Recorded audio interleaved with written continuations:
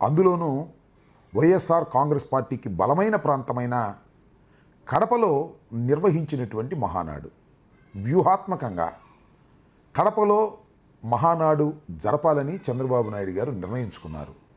దానివల్ల కొన్ని ఫలితాలు వస్తాయని, వైఎస్ఆర్ కాంగ్రెస్ పార్టీని ఎక్కడైతే బలంగా ఉందో అక్కడే దెబ్బతీయవచ్చుననేటువంటి వ్యూహంతో చంద్రబాబు నాయుడు గారు మహానాడును నిర్వహించారు 3 రోజుల పాటు, 27, 28, 29.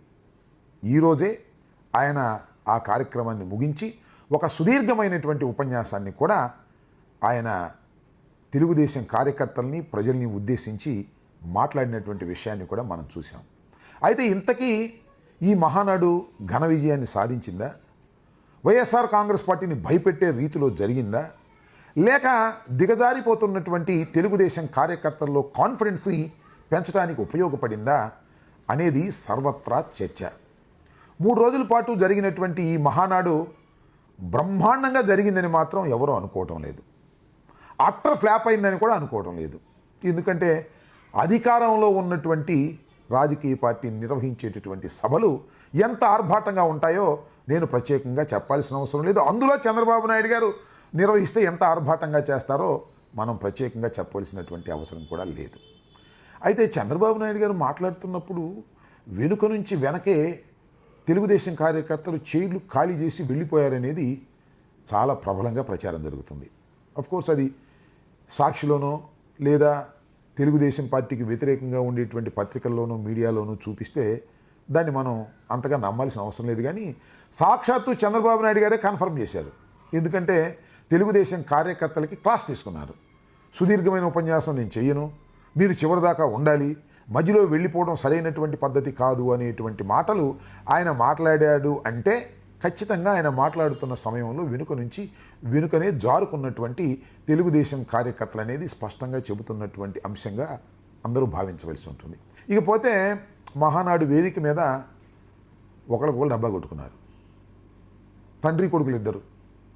లోకేష్ గురించి ఈయన డబ్బా కొట్టాడు, అదేవిధంగా చంద్రబాబు గారి గురించి కొడుకు డబ్బా కొట్టాడు. లోకేష్ గారు యువగళం గురించి బ్రహ్మాండంగా చేశాడనేటువంటి మాటలు మాట్లాడేటటువంటి ప్రయత్నం చేశారు. నేడు దేశంలోనే తెలుగుదేశం వల్ల తెలుగు వాళ్ళకు ప్రత్యేక గౌరవం గుర్తింపు వచ్చింది. తెలుగు వారిని ప్రపంచంలో పెట్టింది మన చంద్రన్న. కులం మతం ప్రాంతం అతీతంగా అన్ని రంగాల్లో ప్రపంచంలోనే నంబర్ 1 స్థానంలో తెలుగు జాతి ఉండాలి. తండ్రి కొడుకులు ఇద్దరు సొంత డబ్బా పరస్పర డబ్బా కొట్టుకునేటటువంటి కార్యక్రమం చేయటం చాలా మందిని ఆశ్చర్యాన్ని కలిగించినటువంటి అంశంగా నేను భావిస్తున్నాను. ఇకపోతే సంఘటనలకు వచ్చినప్పుడు పులివెందులంటే డాక్టర్ వైఎస్ రాజశేఖర రెడ్డి గారి అడ్డా అని లెక్క. అక్కడ రాజశేఖర రెడ్డి గారు నిలువెత్తు విగ్రహం ఉన్నటువంటి ప్రాంతంలో చుట్టూరా పసుపు జెండాలు కట్టి ఆయన అవమానించేటటువంటి కార్యక్రమం చేశారు. దానివల్ల కడప ప్రజల్లో చాలా వ్యతిరేకత వచ్చింది. అంతేకాదు ఒక కేసు కూడా పెట్టారు. అవన్నీ కూడా వైఎస్ఆర్ కాంగ్రెస్ పార్టీ కార్యకర్తలు చించేశారని తొక్కేశారని ఒక ఫాల్స్ కేసు పెట్టి వేధించేటటువంటి కార్యక్రమం చేస్తున్నారు. చంద్రబాబు నాయుడు గారికి ఈ సంవత్సరం పాటు చేసినటువంటి కార్యక్రమమే అది. ఇవాళ మహానాడులో కూడా చంద్రబాబు నాయుడు గారు ఎన్నికలకు ముందు ఇచ్చినటువంటి వాగ్దానాలను అమలు చేసి మహానాడు చేస్తే శభాష్ అని కార్యకర్తలు ప్రజలు అనుకునేవారు. కానీ ఇచ్చిన వాగ్దానాలను ఏమీ చేయకోకుండా సూపర్ 6 లేదు, సూపర్ 7 లేదు, ఏ వాగ్దానాన్ని చేయకోకుండా మభ్యపెట్టి ఇవాళ బ్రహ్మాండంగా కడపలో జగన్మోహన్ రెడ్డి గారి అడ్డాలో నేను మహానాడు నిర్వహించాను అంటే ఎవరు నమ్ముతాడు? అది మహానాడు కాదు, ప్రజలకు వెన్నుపోటు పొడిచి జరుపుకుంటున్నటువంటి వెన్నుపోటు నాడు అనేటువంటి భావన సర్వత్రా వ్యాపించిందని కూడా ఈ సందర్భంగా నేను చెప్పదలుచుకున్నాను. ఈ విధంగా మహానాడు సక్సెస్ అయిందని చంద్రబాబు నాయుడు గారు పదే చెప్పుకోవటమే చాలామందికి అనుమానం వేస్తుంది. ఎందుకంటే ఆఖరి రోజు ఆయన బహిరంగ సభలో సుదీర్ఘమైన ఉపన్యాసంలో ఏం చెప్పాడంటే మహానాడు అద్భుతంగా సక్సెస్ అయింది, సూపర్ సక్సెస్ అయింది అని ఆయన చెప్పుకుంటున్నాడు. అశేషమైన ప్రజానీకం వచ్చారు అని చెప్పుకుంటున్నారు.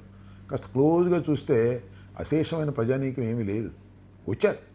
నేనేం ఫెయిల్ అయిపోయిందని అటర్ ఫ్లాప్ అయింది. చంద్రబాబు నాయుడు గారు మాత్రం పదే అద్భుతంగా సక్సెస్ అయింది, బ్రహ్మాండంగా సక్సెస్ అయింది అని చెప్పుకునేటటువంటి ప్రయత్నం చేస్తున్నారు.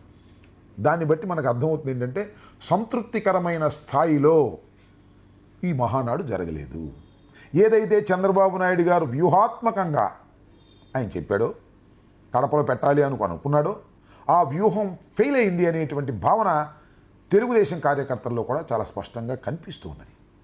టోటల్గా జరిగినటువంటి పరిస్థితిని ఒకసారి పరిశీలించినట్లయితే చంద్రబాబు నాయుడు గారు నిర్వహించినటువంటి 43వ మహానాడులో ఇంకొక విచిత్రమైన సంఘటన కూడా జరుగుతూ ఉంది. అదేంటంటే ఎన్టీ రామారావు గారు ఆయన మాట్లాడుతున్నట్టుగా ఆర్టిఫిషియల్ ఇంటెలిజెన్సీతో ఒక కార్యక్రమాన్ని నిర్వహించారు.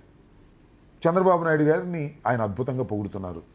హైదరాబాదుని అద్భుతంగా తీర్చిదిద్దాడని ఏదైతే చంద్రబాబు నాయుడు గారు తను సొంతంగా డబ్బా కొట్టుకుంటున్నాడో ఆ డబ్బా కొట్టుకునే కార్యక్రమాన్ని ఎన్టీ రామారావు గారి నోటి వెంట వినిపించేటటువంటి కార్యక్రమం ఆర్టిఫిషియల్ ఇంటెలిజెన్సీతో చేసేటటువంటి ఒక ప్రయత్నం చేశాడు. తగ్గించాలనేటువంటి తత్వంతో ఆయన చేసినటువంటి విషయం చాలామందికి ఇదొక అపాసుపాలైనటువంటి అంశంగా తెలుస్తూ ఉన్నది. ఎందుకంటే సోషల్ మీడియాలో మనం చూస్తున్నాం కదా, చంద్రబాబు నాయుడు గారు వెన్నుపోటు పొడిచి ఎన్టీ రామారావు గారిని అధికారం నుంచి దించేసిన తర్వాత ఆయన చనిపోయే ముందు ఎన్టీ రామారావు గారు చంద్రబాబు నాయుడు గారి మీద ఏ రకమైనటువంటి అభిప్రాయాన్ని వ్యక్తం చేశారో ఆ అభిప్రాయం ఇవాళ సోషల్ మీడియాలో బ్రహ్మాండానికి కారణం ఏంటి? చంద్రబాబు నాయుడు గారు ఆర్టిఫిషియల్ ఇంటెలిజెన్సీతో ఎన్టీ రామారావు గారు తనను పొగుడుతున్నట్టుగా చూపించుకునే కార్యక్రమం చేయటం అనేది ఖచ్చితంగా బూమ్ ర్యాంగ్ అయిందనేది చాలామందికి అర్థమవుతున్నటువంటి అంశం. నిజంగా ఎన్టీ రామారావు గారు బతికుంటే ఇవాళ చంద్రబాబు నాయుడు గారి యొక్క దుర్మార్గాన్ని చూసి భయంకరంగా దూషించేవారనేది అందరికీ తెలిసినటువంటి సత్యం. యాత వాత టోటల్గా చంద్రబాబు నాయుడు గారు నిర్వహించినటువంటి 43వ మహానాడు, అదే వెన్నుపోటు నాడు విజయవంతమైతే కాలేదు. అటర్ ఫ్లాప్ అంతకంటే కాలేదు.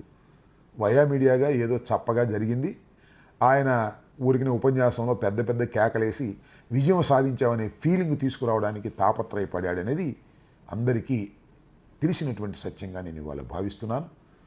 చంద్రబాబు నాయుడు గారిది మహానాడు కాదు, ఇది ప్రజల్ని మోసగించిన వెన్నుపోటు నాడు అనేది ప్రజలు అనుకుంటున్నారనే వాస్తవాన్ని మీ ద్వారా తెలియపరుస్తున్నాను. ధన్యవాదాలు.